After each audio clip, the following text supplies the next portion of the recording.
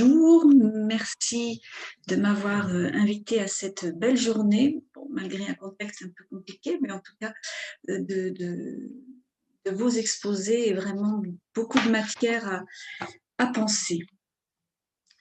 Je vais, pour ma part, poursuivre avec le travail que j'ai fait avec Lucie.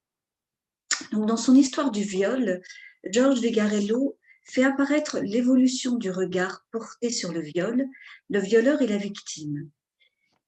Il montre en particulier le temps très long qui s'est écoulé avant que puisse être interrogé, je le cite, le versant très personnel de la blessure, sa part intérieure et secrète, cette forme très spéciale du crime qui, en atteignant le corps, atteint la partie la plus incorporelle de la personne. Fin de citation. À cela s'ajoute la définition très restrictive donnée pendant très longtemps au viol.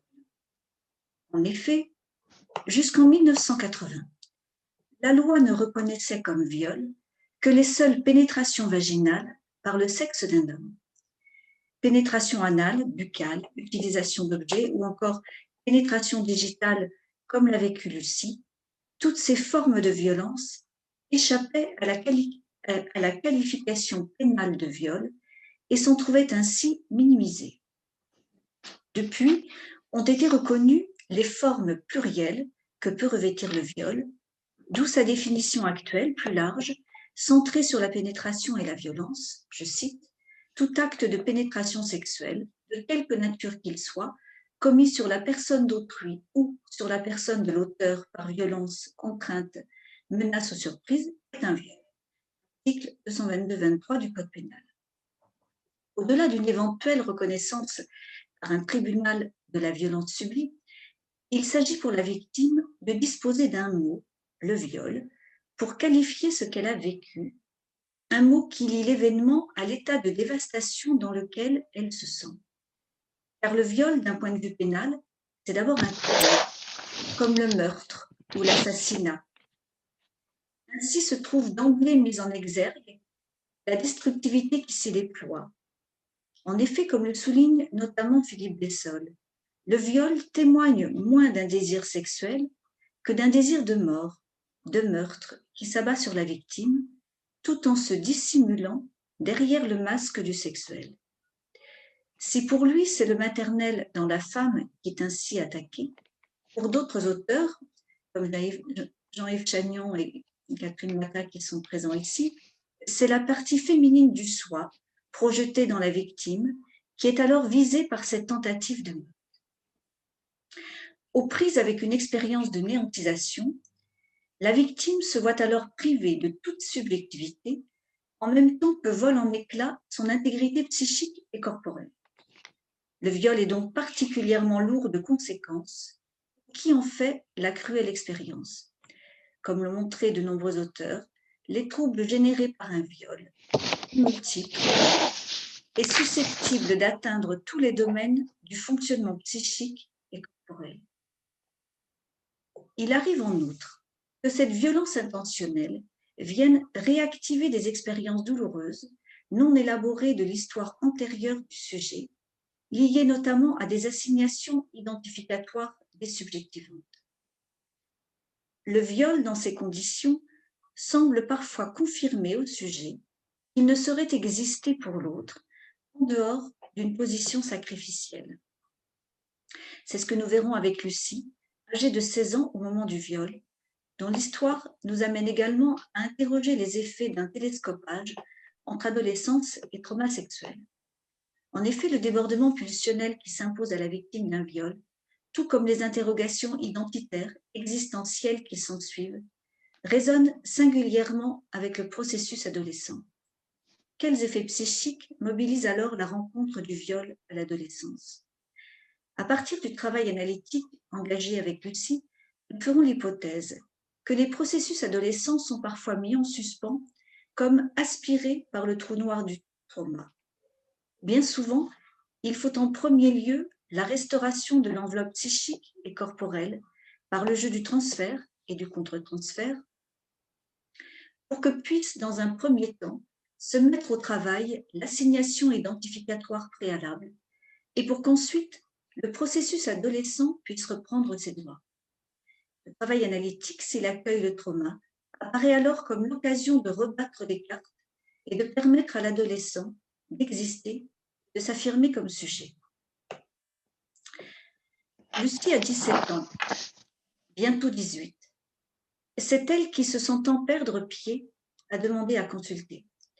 Elle s'est confiée à son généraliste qui l'a dirigée vers moi.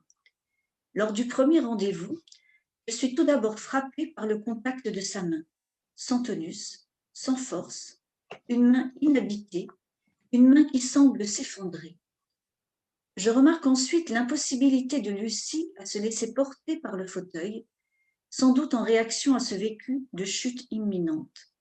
Elle reste au bord, raide, contractée, me laissant l'impression d'un corps, d'un être aux aguets.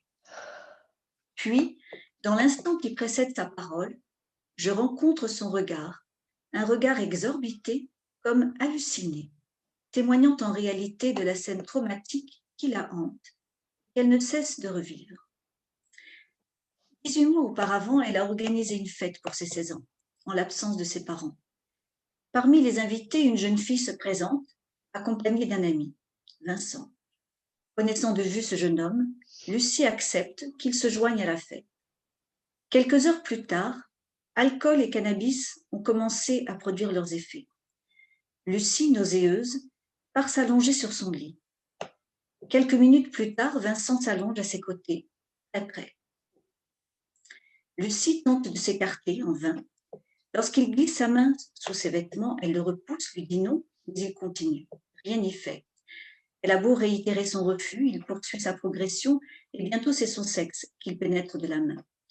Dépossédée de son corps, réduite au silence, Lucie disparaît.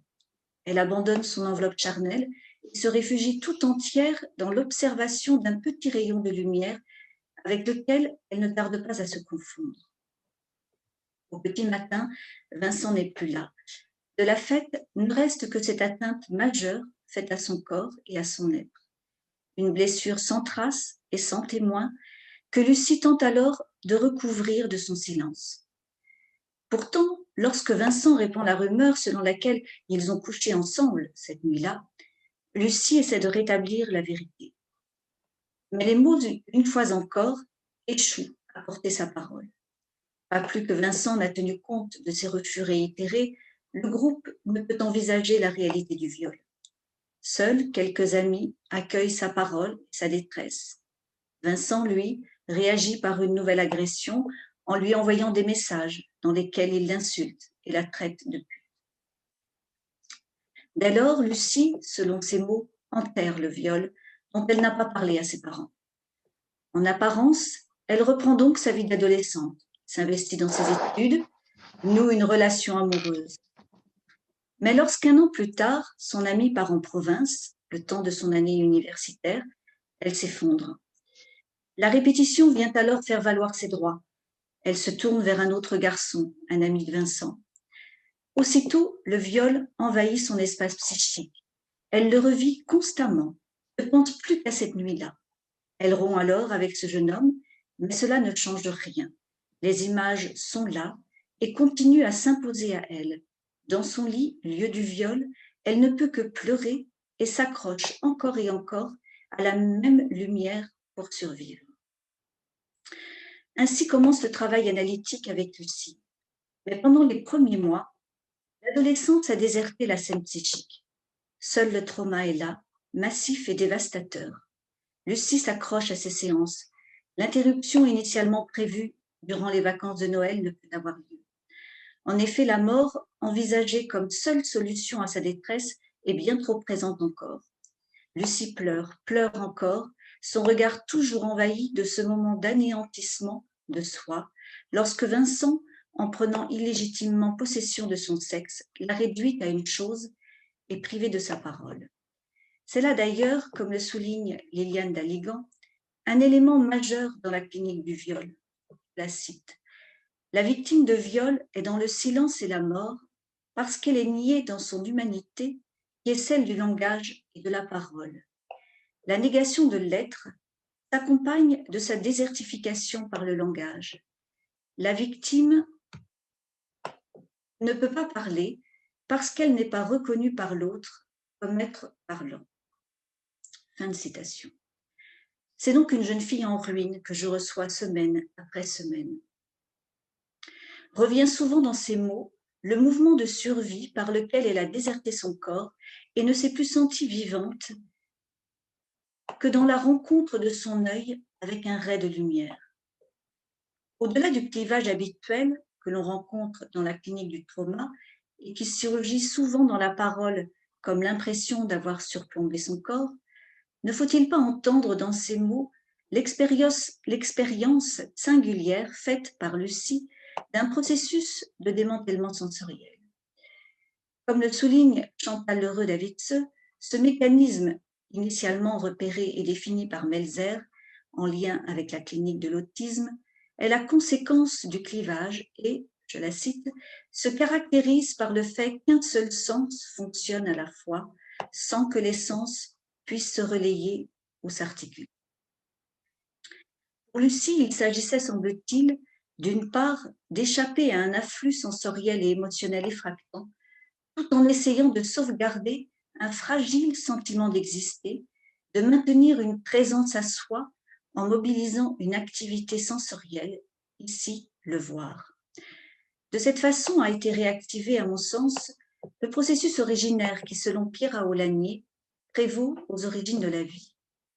Premier mode de représentation dont dispose la psyché, le processus originaire s'étaye sur la sensorialité pour mettre en forme les rencontres de l'enfance avec son environnement, un environnement dont l'extériorité est encore méconnue. Par conséquent, l'activité sensorielle n'est pas différenciée de son objet. Le voir, par exemple, se confond avec le vu. Précisément encore, souligne Pierre Aulagnier, le représenter se donne à la psyché comme présentation d'elle-même. L'agent représentant voit dans la représentation l'œuvre de son travail autonome, il y contemple l'engendrement de sa propre image. On peut ainsi penser que cet accrochage visuel a constitué pour Lucie un moyen désespéré pour ne pas désinvestir son corps tout entier et pour continuer à exister au travers d'une activité sensorielle, voire pour qu'Eros vive en elle, voire pour ne pas mourir.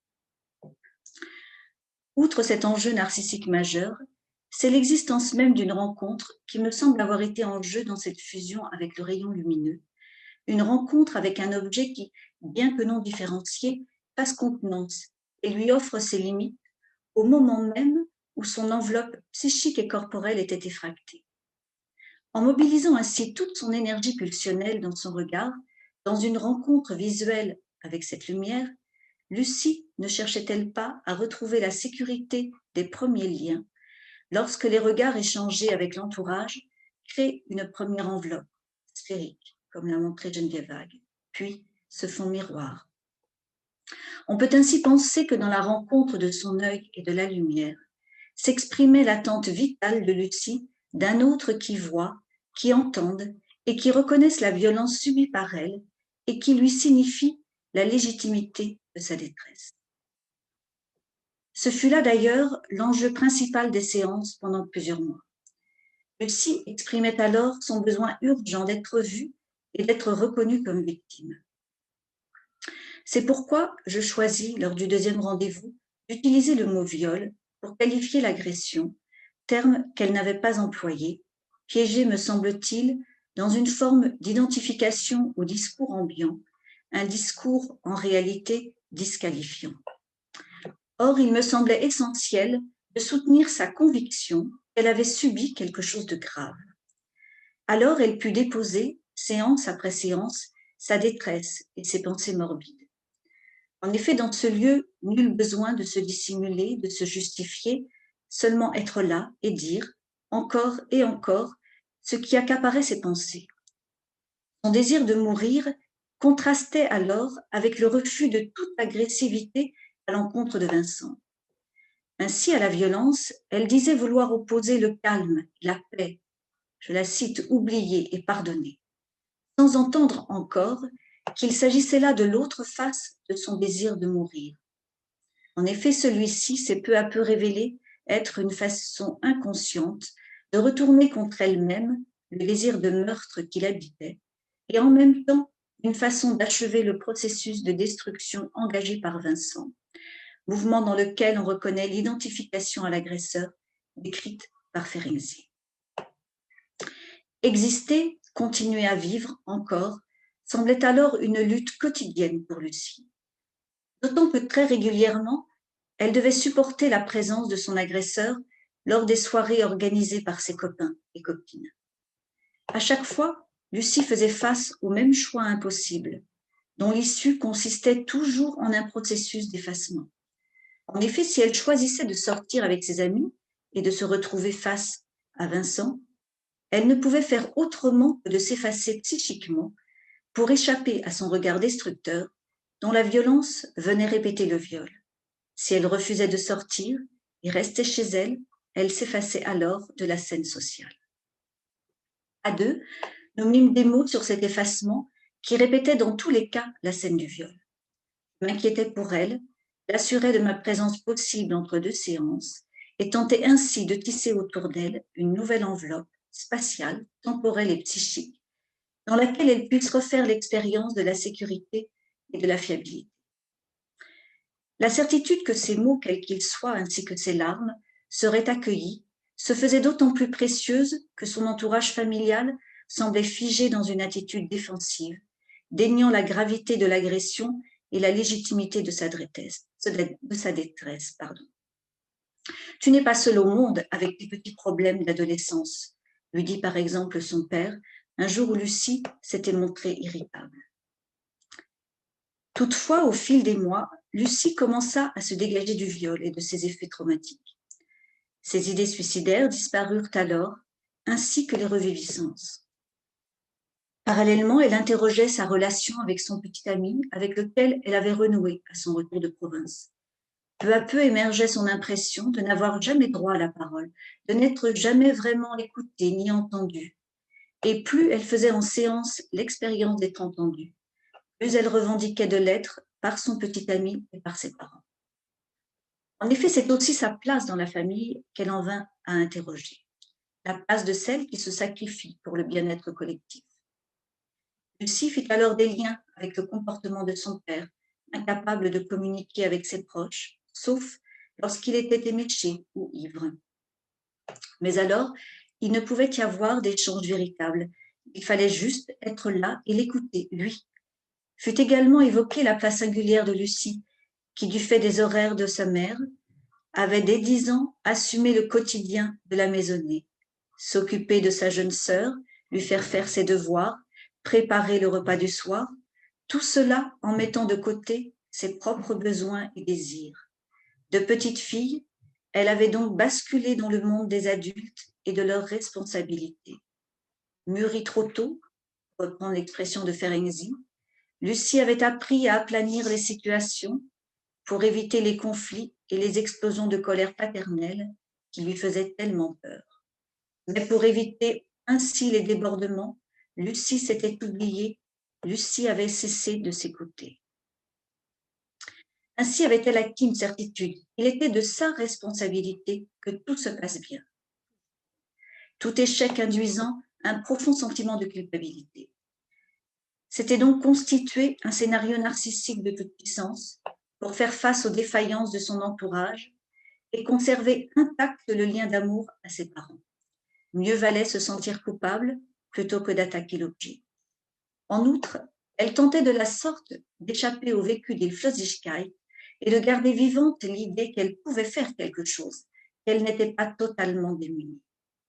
Et ce qu'elle pouvait faire dans sa famille pour préserver le calme, c'était depuis toujours obéir, accepter tout ce qu'on lui demandait sans jamais s'opposer. Le refus de sa part, quel qu'il fût, semblait sinon être reçu comme un affront et lui valait en retour des paroles violentes sur sa méchanceté de ne pas se plier au désir d'autrui. Le viol perpétré par Vincent prit alors une autre dimension, sorte de moment ultime où s'était révélé l'interdit à être qui pesait, et pensait-elle, pèserait toujours sur elle. un interdit qui, après l'avoir dépossédé d'une position de sujet, l'avait également dépossédé de son corps. Elle ne s'appartenait donc pas, réduite corps et âme à être la chose d'un autre. Voilà ce que le viol lui avait signifié. Ce qu'elle avait vécu ensuite avec ses différents petits amis, et surtout avec l'ami de Vincent, n'avait d'ailleurs fait que conforter cette assignation.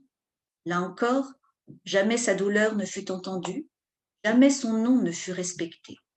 Ainsi avait-elle été conduite à se soumettre à une assignation identificatoire paradoxale, mortifère et désubjectivante, lui ordonnant de se sacrifier pour exister. À la suite de Lacan, Sylvie Le Poulichet a nommé ce type d'assignation des identifications d'angoisse et a montré qu'elles sont dictées par un surmoi féroce et qu'elles imposent au sujet de se tenir en un non-lieu et de renoncer à exister comme je. Pourtant, au fur et à mesure que passaient les semaines, ce qui n'était d'abord qu'un léger frémissement se mua en changement majeur. Après avoir revendiqué d'être écoutée, d'être reconnue comme victime, Lucie revendiquait désormais une place de sujet. Elle commença par rompre avec son petit ami, considérant que cette relation était aliénante, nocive, me dit-elle.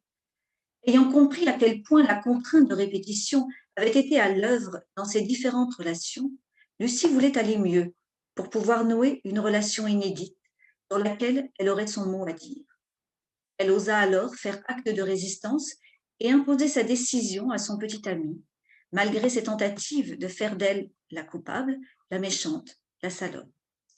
Cette image qui lui était à nouveau jetée au visage ne fonctionnait plus. Elle n'était plus prête à payer au prix fort l'amour d'autrui, à sacrifier pour cela son individualité. Au domicile, cette position inédite de Lucie vint bouleverser l'ordre familial et notamment les positions de chacun. La surprise était grande pour ses parents.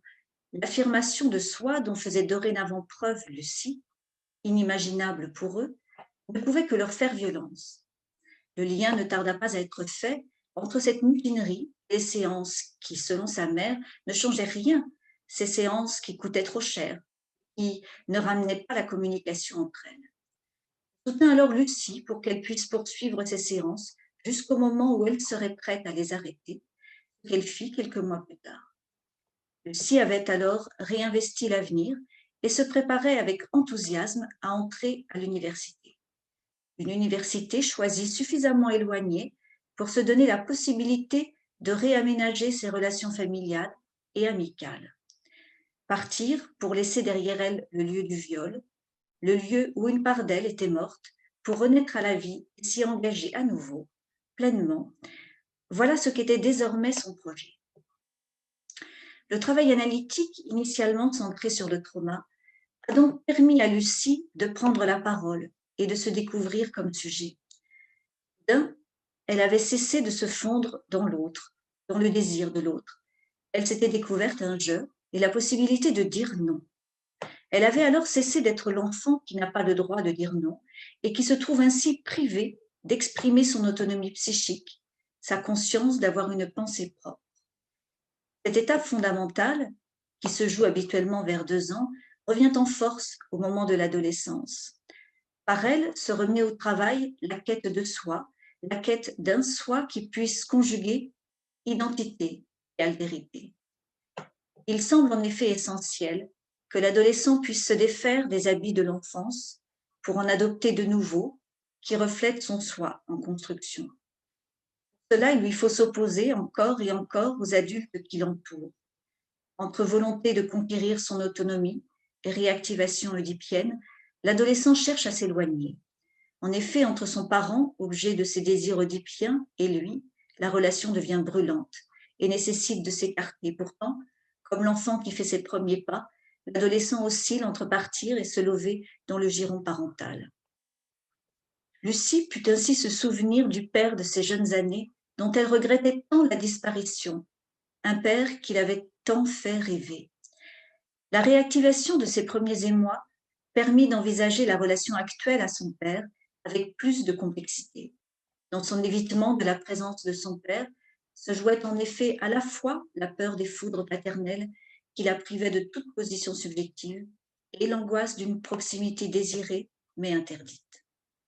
En lui permettant d'élaborer le trauma du viol tout en revisitant son histoire infantile, le travail analytique a permis à Lucie d'engager un travail de deuil aux multiples facettes.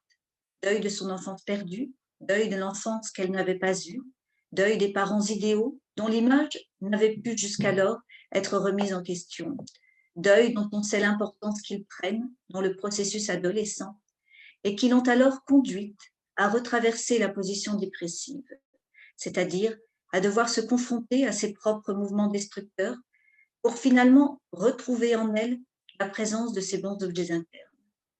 Ainsi, après avoir pu accueillir et exprimer sa colère et sa tristesse face aux défaillances passées et présentes de ses parents, Lucie put s'autoriser à porter un regard critique sur eux et sur leur fonctionnement, tout en redécouvrant en elle l'affection qu'elle n'avait jamais cessé de leur porter.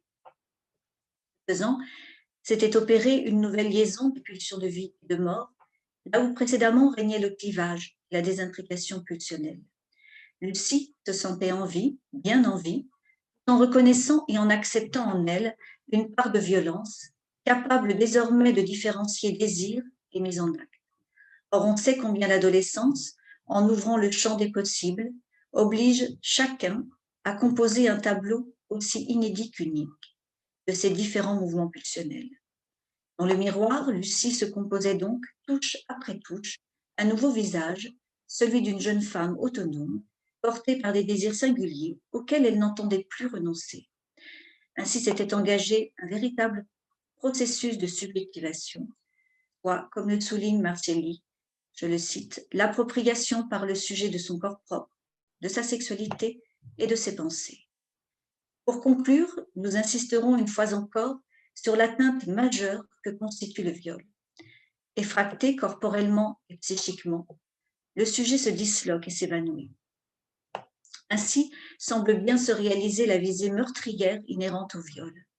Vécu à l'adolescence, le viol semble particulièrement à même de suspendre le processus adolescent lui-même. En effet, d'une part, en entraînant notamment confusion du dedans et du dehors, confusion de la sexualité et de la mort, le viol décuple le chaos interne inhérent à l'adolescence et fait de toute expression pulsionnelle un danger absolu. D'autre part, le viol fait rupture là où l'adolescence s'évertuait à tisser des liens entre l'enfant qu'il était et l'adulte qu'il deviendrait.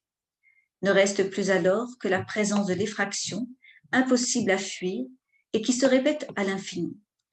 Envahi par l'Hilflosigkeit des débuts de la vie, le sujet voit son existence menacée car le temps semble lui aussi se disloquer et la détresse devoir durer toujours, inséparable des reviviscences.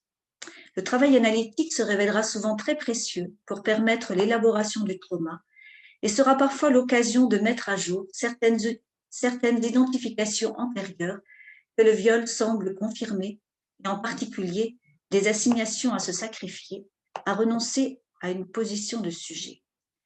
La mise au travail du trauma permet au sujet de questionner ses assignations et de s'autoriser à revendiquer une position de sujet. C'est alors que l'on voit l'exigence à être reconnue en tant que victime se recomposer et se muer en revendication à pouvoir être sujet désirant. C'est alors par ce biais que l'adolescence reprend ses droits et que s'engage le travail de désubjectivation, qui la caractérise. Ainsi en a-t-il été pour Lucie, qui a su au fil des mois faire exister sa parole puis ses choix personnels. Il s'agissait désormais pour elle de vivre de façon créative et non plus seulement de survivre ou de se fondre dans le désir de l'autre en fauscelle. Le viol d'une expérience mortifère interminable était devenu un souvenir douloureux, un épisode passé de son histoire de femme. Je vous remercie. Bonjour à tous. Alors, aujourd'hui, je vais vous parler en fait de l'œuvre d'un écrivain américain qui s'appelle William Styron. Et je vous propose donc d'évoquer le traumatisme représenté par la perte d'un parent à l'adolescence et les différentes stratégies pour y faire face, ou bien éviter d'y faire face, à travers l'œuvre de cet écrivain.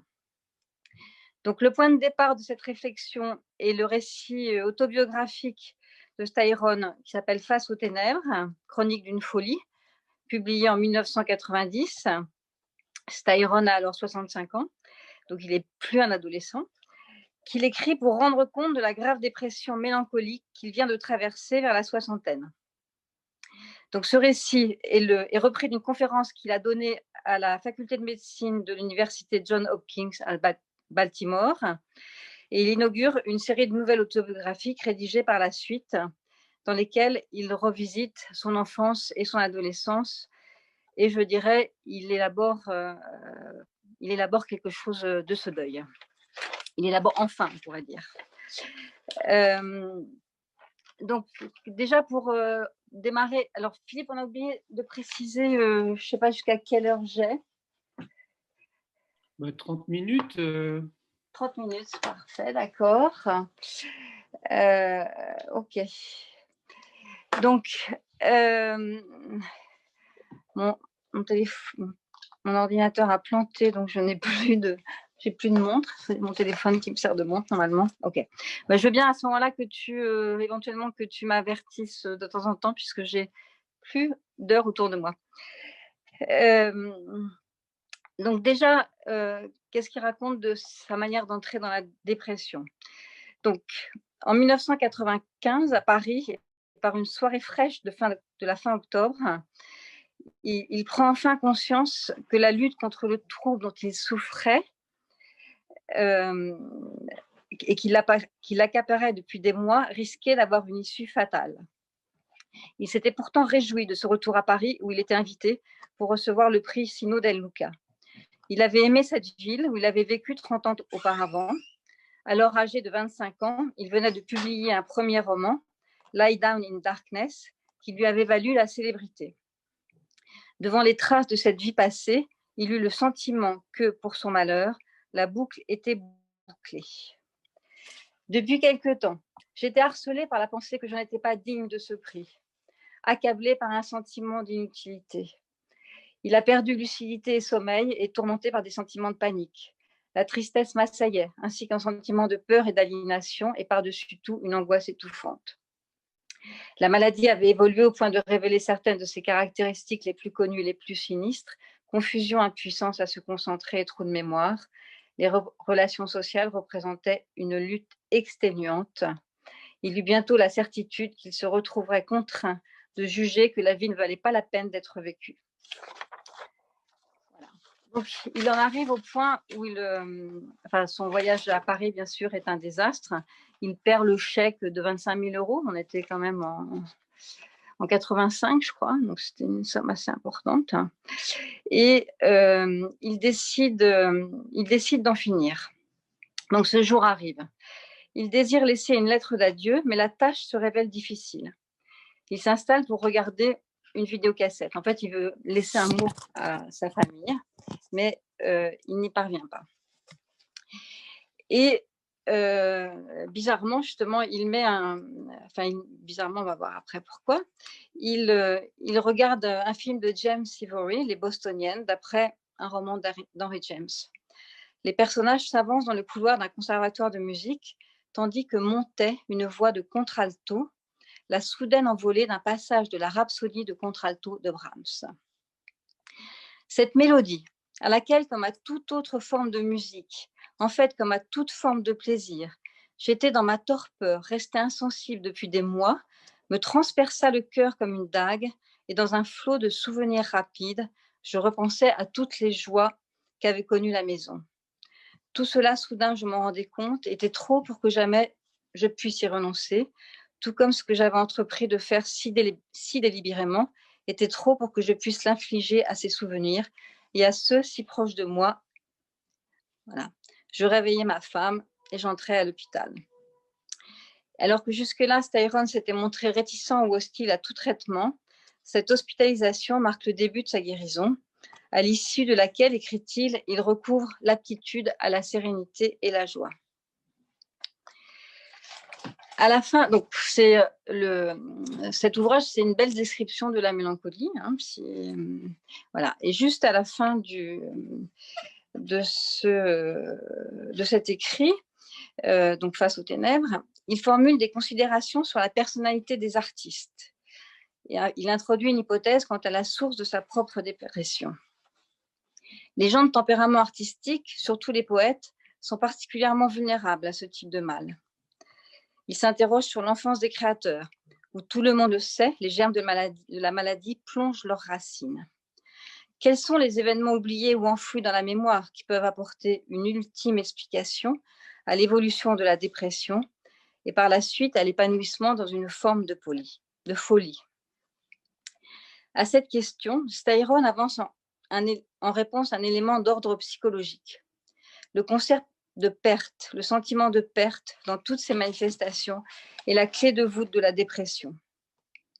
Il formule alors pour la première fois une hypothèse quant aux origines de sa propre maladie. Je suis convaincue qu'un facteur plus signifiant encore fut la mort de ma mère alors que j'avais 13 ans. Ce type de catastrophe et de deuil précoce, la mort du père ou de la mère, avant ou pendant la puberté, revient dans la littérature consacrée à la dépression comme un traumatisme capable parfois de provoquer des dégâts émotionnels virtuellement irréparables. Le danger est particulièrement évident si de jeunes êtres sont affectés par un phénomène que l'on a qualifié de deuil avorté et ont en réalité été incapables de procéder à la catharsis du chagrin et portent donc enfouis en eux, au fil des années, un intolérable fardeau dont la colère et le remords, pas seulement le chagrin refoulé, sont des composantes et deviennent des semences potentielles d'autodestruction. Voilà, donc il se réfère alors à un livre de Kushner, pour qui le deuil précoce précipite un comportement autodestructeur, comportement qui peut se muer en une stratégie qui permet à la personne impliquée d'affronter son remords et sa fureur et de triompher d'une mort délibérément choisie. Il se peut que cette forme de réconciliation, ce sont les mots qu'il reprend de Kushner, soit inséparable d'une quête d'immortalité, tout autant une lutte pour vaincre la mort grâce à une œuvre honorée par la postérité. Donc voilà, il en profite pour réfléchir sur peut-être les raisons pour lesquelles il a écrit.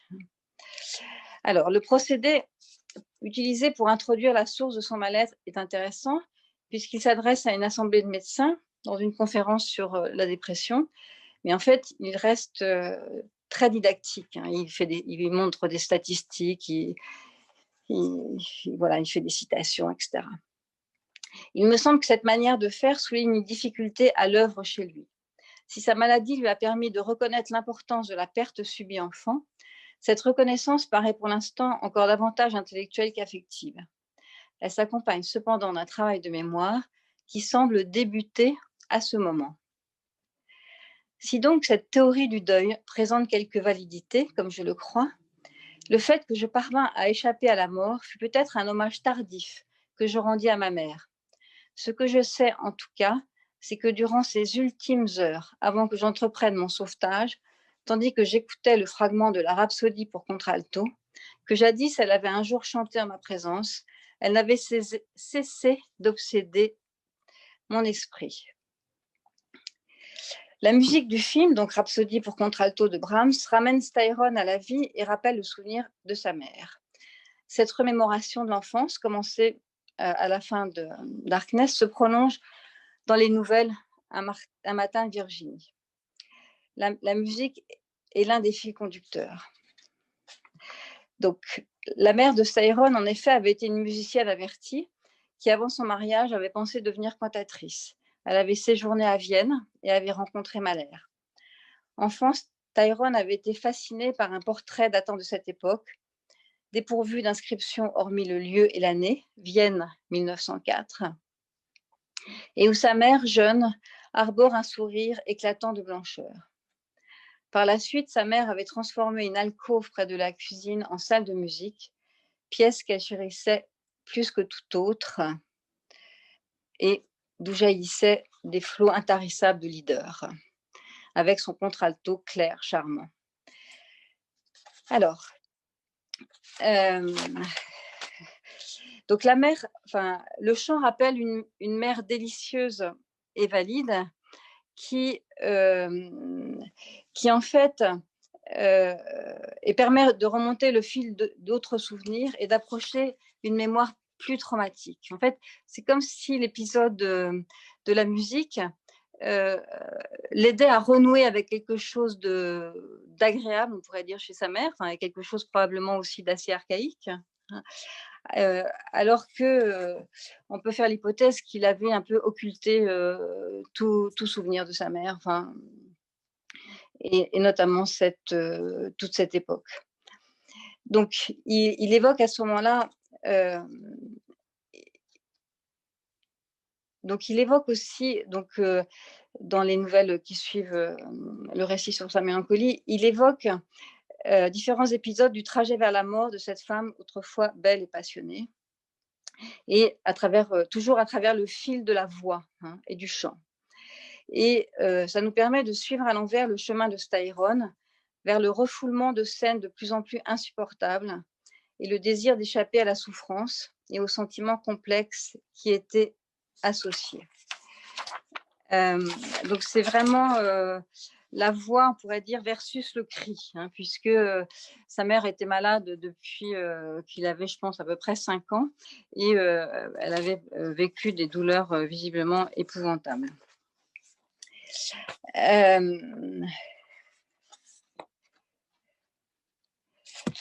Alors, pardon.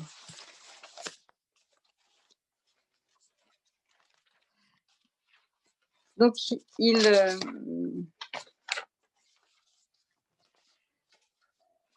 la rhapsodie pour contralto ramène l'un des derniers souvenirs que je garde avant que la maladie la cloue au lit pour de bon. Elle est debout dans son jardin, parmi les fleurs de mai aux vives couleurs, le ballet des colibris et le va-et-vient des abeilles. Donc, un élément important aussi dans les propos de Stayron, c'est l'opposition du Sud par rapport au Nord. C'est-à-dire, sa mère est venue vivre au Sud alors que c'était une intellectuelle du Nord. Et donc, le Sud des États-Unis qui est considéré comme raciste, plus archaïque, etc. Donc, je la voyais de dos et quelques instants, elle resta immobile. Puis elle fit 1 ou 2 pas claudiquant à l'aide de sa canne et de son appareil. Aussitôt, à la façon dont elle penchait la tête, je sus qu'elle allait chanter. Un instant, elle retint son souffle. Il y eut une première note hésitante, puis sa voix s'éleva en une mélodie claire, sereine, fervente. Ce jour-là, je m'empressai de regagner la maison avant que le morceau se termine. Je voulais chasser toute impression de sa maladie, la voussure du dos, l'appareil, la canne, afin que mon esprit, pour quelques instants du moins, soit rempli par la résonance de la voix et de ses tragiques et lyriques louanges. Donc la maladie n'a cessé d'évoluer. Et puis, et en fait, ce chant, toujours ce leader, enfin cette chanson, ce chant de Brahms, ce chant pour contralto de Brahms, c'est aussi, on verra, c'est le disque que met le père de Stayron au moment où sa femme meurt. Et Stayron croit que c'est sa mère qui chante, alors que bien sûr, elle n'en est plus capable. Donc, il est plein d'espoir et puis il découvre voilà, que c'est pas la...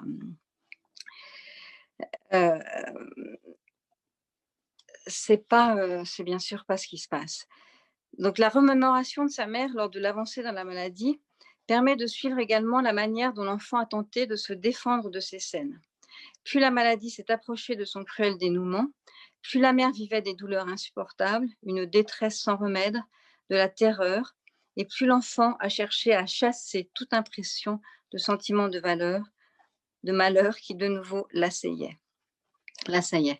Donc, il se concentre sur des impressions, sur des illusions, sur des visions. Et puis, on verra aussi, il peut mettre au premier plan la grande histoire. Par exemple, c'est ce qu'il fera au moment de la mort de sa mère. Chacun de nous invente ses propres moyens pour échapper à l'intolérable. Parfois, à force de fantasmes, nous parvenons à en nier l'existence. Je me souviens, donc c'est au moment de la mort, d'avoir répété abasourdi les mots que mon père me sommait de dire, tandis que mon esprit formulait d'autres mots capables de me faire oublier l'anxiété du moment. Et lui, il se disait « Mon nom est Paul Whitehurst. Nous sommes le 11 septembre 1938, alors que Prague attend l'ultimatum de Hitler. Ainsi, apaisé par l'histoire, je me laissais hisser lentement et de plus en plus haut à travers les ombres chaudes et denses de la pièce. Et là, flottant au niveau des immortels musiciens, je fus capable de contempler impassible le père éperdu de chagrin et le petit garçon blotti dans ses bras. » Enfin, on voit qu'il décrit une véritable dissociation et puis il semble se réconforter en mettant en avant, on pourrait dire, des catastrophes de l'histoire comme moyen de défense. Donc, retrouvant ses souvenirs, Styron se souvient également de scènes conflictuelles avec sa mère, moment où il avait pu ressentir culpabilité et fureur, blessure et injustice. Donc, on pourrait dire, l'un de ces conflits, c'était exprimé entre ses parents à son sujet, alors que sa mère trouvait scandaleux un message qu'il avait laissé traîner et sur lequel il avait écrit qu'il voulait baiser Lily Fletcher. Donc, je peux juste vous lire un extrait de la scène. Je ne sais pas combien de temps il me reste. Je ne t'entends pas. Il reste 15 minutes. D'accord, bon, alors c'est bon, merci. Donc voilà, il y a une dispute, ce qui est assez rare, hein, puisque comme la mère est gravement malade, les parents en général ne se disputent pas. Et les parents se disputent au sujet de ce que la mère considère comme l'introversion de son fils. Donc sa dangereuse introversion a dit, ma chère, ce que tu es en train de dire est grotesque. Comment ce genre de choses pourrait-il être en danger? Tu trouves un petit billet de ce genre écrit de sa main et laissé sur sa table de sa chambre. Ça aussi, tu penses que c'est dangereux? Oui, franchement, je le pense pour un garçon de 12 ans. Et aurais-tu l'obligeance de me dire à nouveau avec précision ce qui était écrit dans ce billet? Il l'avait laissé là et était sorti. J'étais entrée avec Florence, qui est la domestique, pour mettre de l'ordre, et c'est alors que je l'ai vu. Il disait, comme j'avais commencé à te le dire, je veux, et puis le verbe qui commence par un B et qui se termine par R, je veux un blanc, Lily Fletcher, c'est tout. Tu ne peux toujours pas prononcer le mot à ton âge? Non, je ne peux pas. Qui est Lily Fletcher? Une de ses camarades de classe. Est-elle jolie? Jefferson, qu'est-ce que cela échange?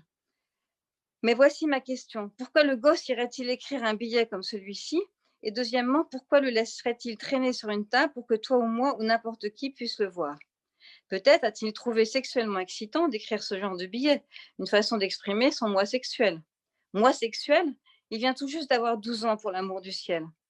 Le docteur Freud, de ta ville favorite, affirme que nous avons tous un moi sexuel quelques semaines après notre naissance.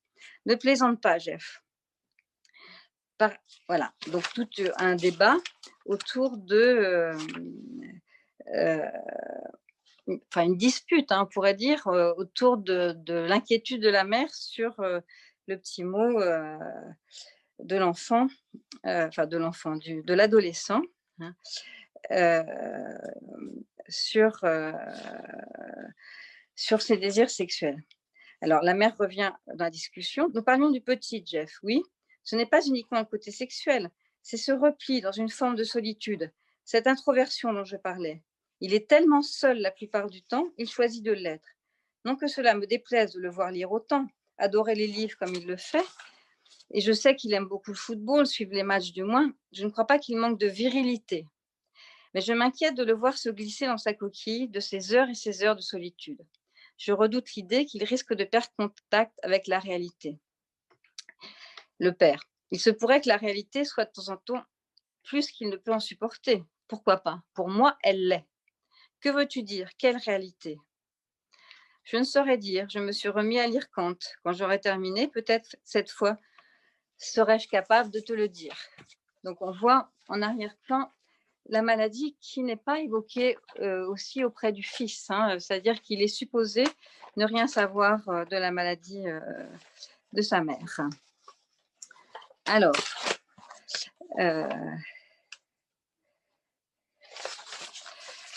excusez-moi.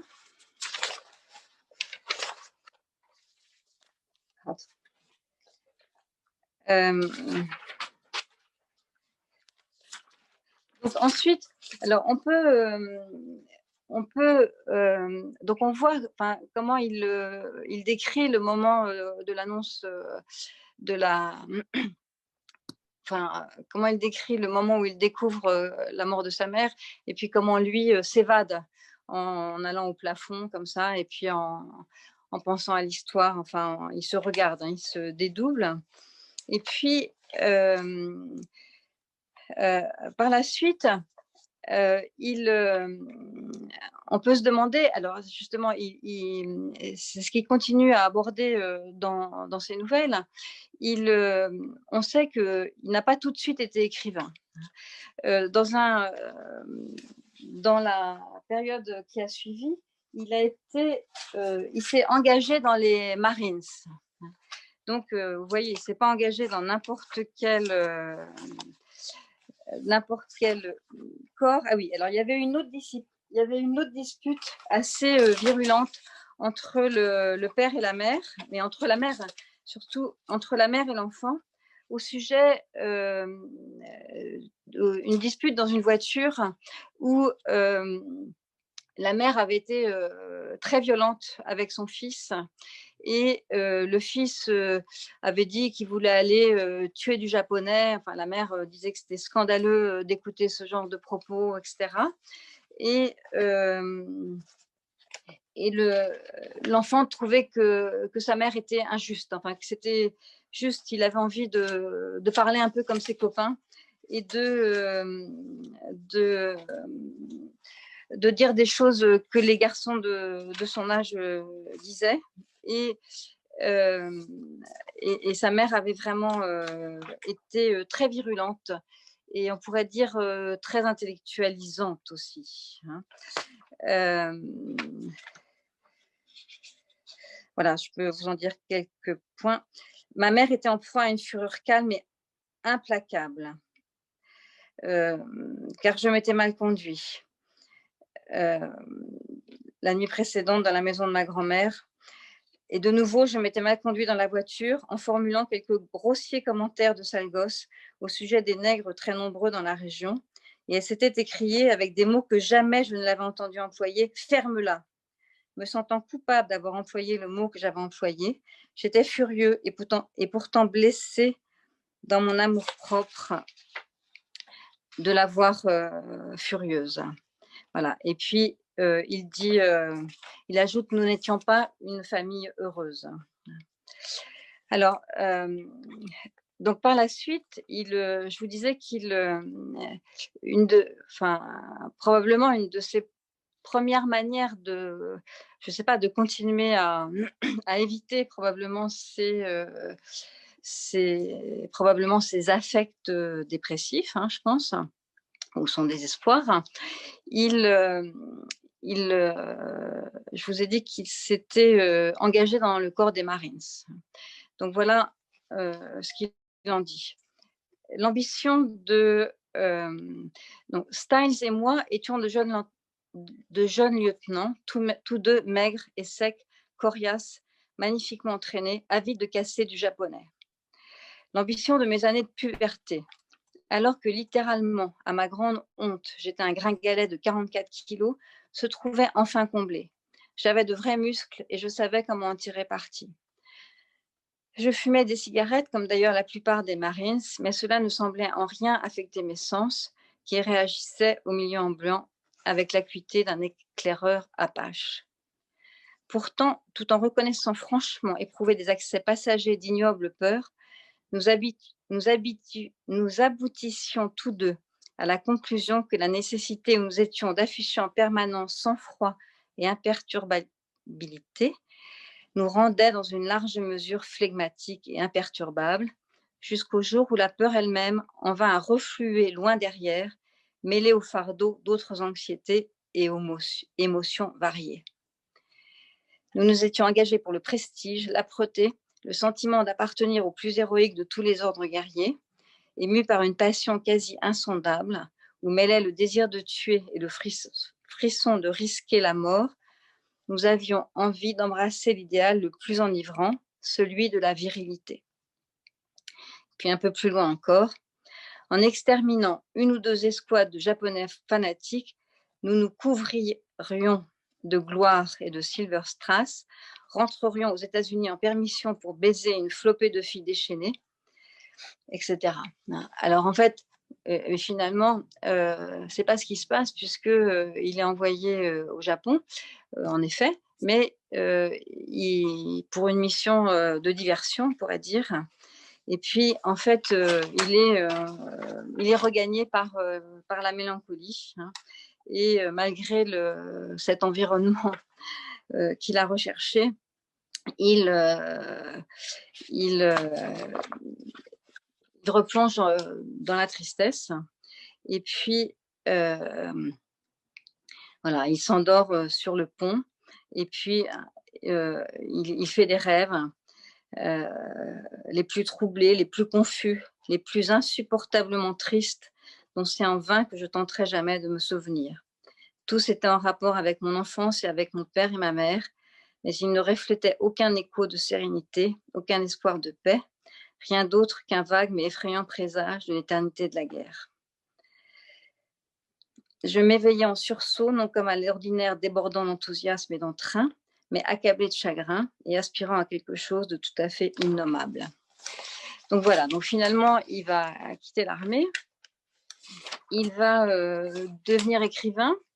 Donc alors, on peut, sa manière d'être écrivain est aussi très particulière, hein, puisque il est un peu de nouveau assez déprimé à New York tout seul. Et puis, finalement accueilli par un copain et sa mère.